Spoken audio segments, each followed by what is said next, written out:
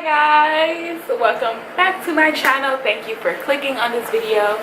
Don't know why you clicked it, why you decided to, but I appreciate you. Okay, yes, so this is the, if you cannot tell by the title, or I'll let you know just in case you didn't, this is the Anastasia Beverly Hills Modern Renaissance palette review and demo. Well, I won't say demo because I do have a video using the palette itself, a separate video. You might have seen that one before you've seen this one, but that's okay. Go watch it again if you haven't. So this is the box that it comes in. It actually, this color is like a blush purple, a muted blush purple, and it just says Modern Renaissance with the gold or rose gold Anastasia Beverly Hills symbol and name. On the back it just shows you the opening of the palette with the brush included. Yes, so all the colors and names and such, and each color, I believe that's the ingredients on the back. That's what all of the writing is, and it's cruelty free.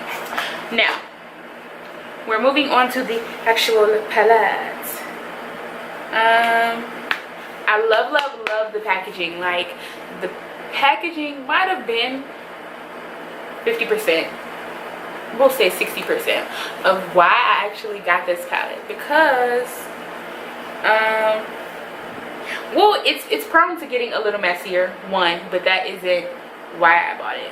So it's prone to getting messier because it is it's a cloth. It's not like the regular usual plastic or hard cover that you usually get.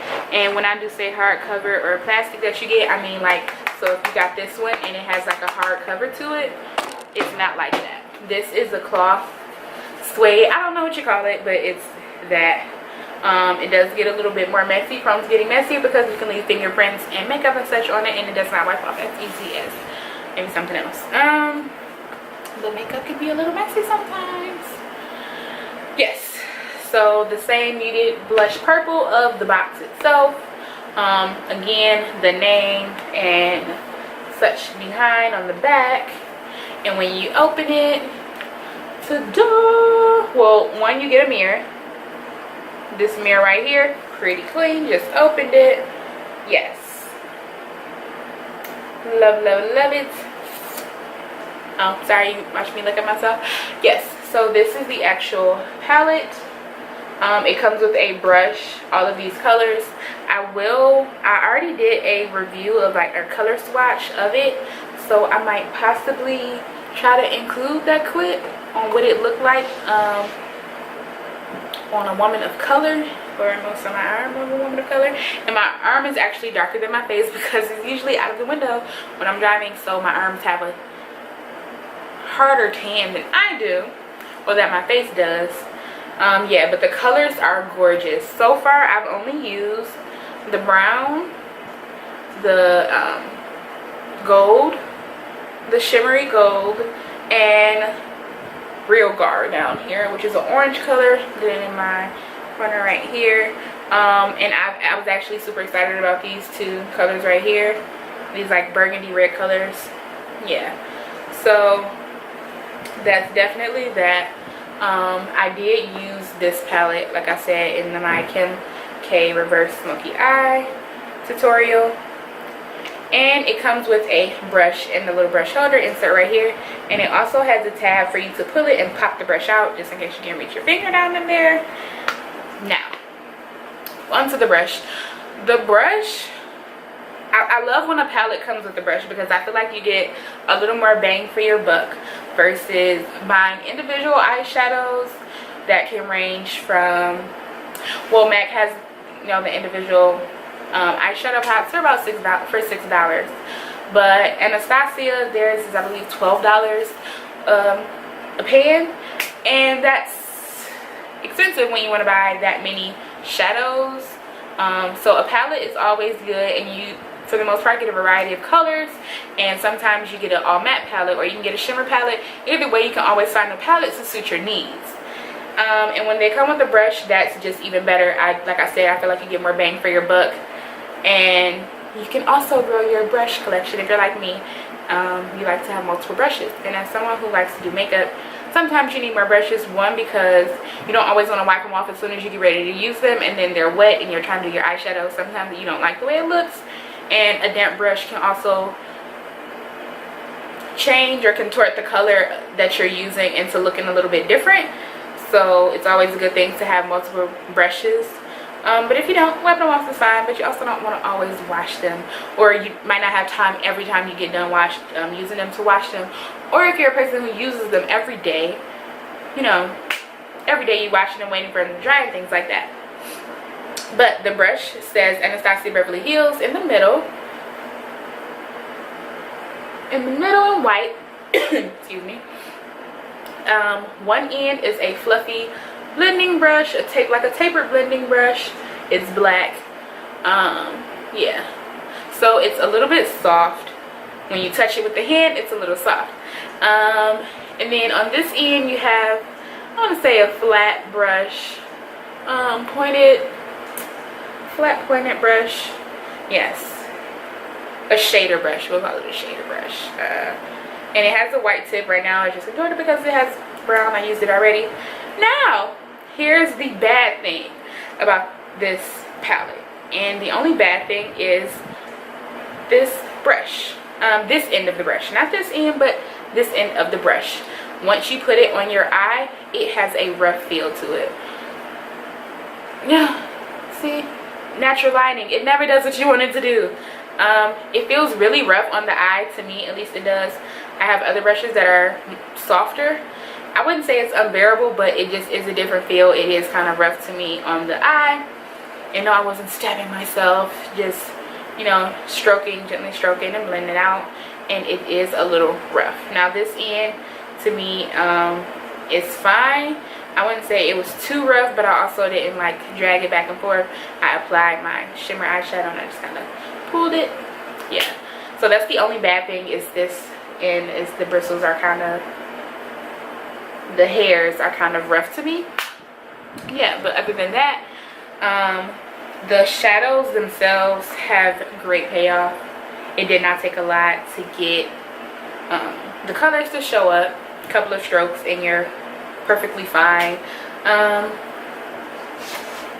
It was great pigment, like I said. A little bit goes a long way, but also a little bit more goes even farther, in my opinion.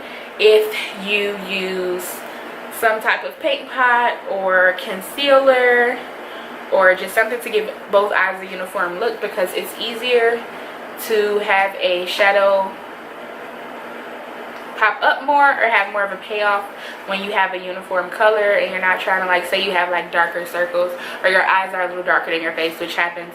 You have more pigmentation around your eyes than you do somewhere else. And natural lighting, and it's harder to now it's pissing me off. So it's harder to get it to show up. Let me hurry up before it like gets dark on me. So it's harder for it to show up, and you know, for it to look uniform. So I would say just first starting with the base. That's either your color, white, whatever. It depends on what shadow you're doing and things like that. But yes, this is the, I actually used the Modern Renaissance. The black was actually from this Urban Decay Smoky palette. Go watch that other tutorial and you'll know exactly where everything came from. But I did use the Modern Renaissance palette, and this is how it looked. No.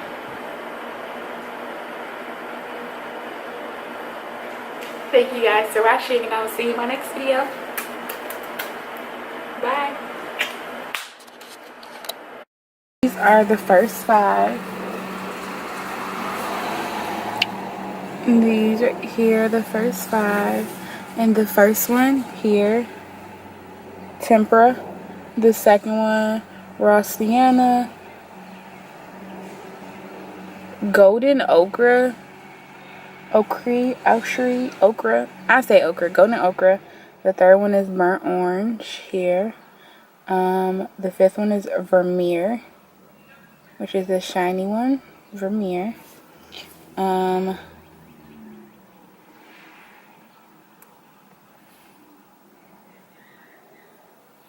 Primavera,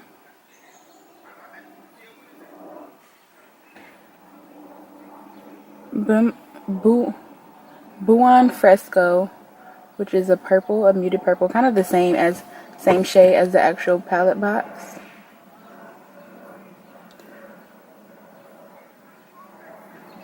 Red Ochre,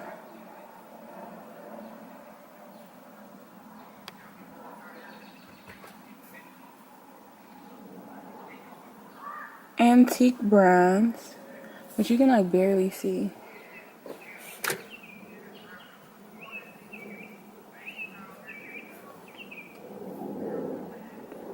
Venetian Red. So there's those.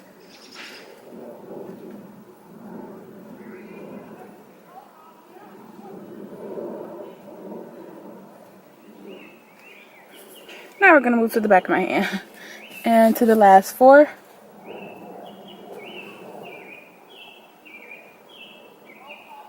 Love Letter. Warm Taupe.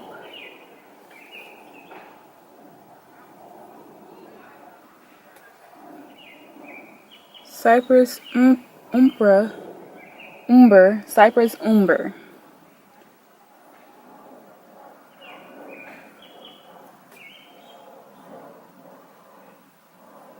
Real Gar. And these are all 14 shades for women of color. And this is with me with like a tan. I do have a tan. So these are the shades that show up on me.